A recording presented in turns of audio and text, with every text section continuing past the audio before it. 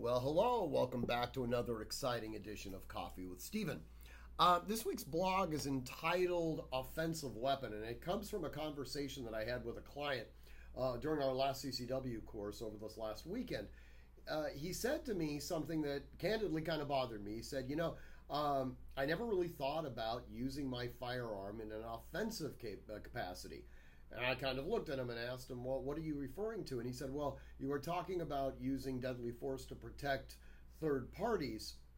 And I would assume that means using it in an offensive capacity. And I said, no.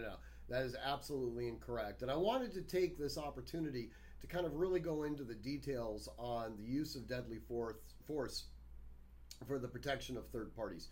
We're absolutely aware that we can use deadly force to protect ourselves. We're absolutely aware that we can use deadly force to protect a family member or a loved one. There are, however, a lot of individuals who think that it's prohibited to use deadly force to protect people that we don't know. And that is absolutely incorrect.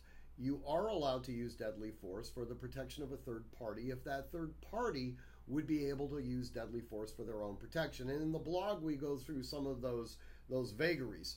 But the offensive statement that he made is what really concerns me the most.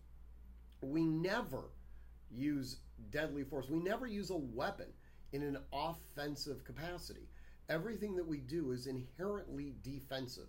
We use a firearm for one singular reason, and that is the preservation of human life.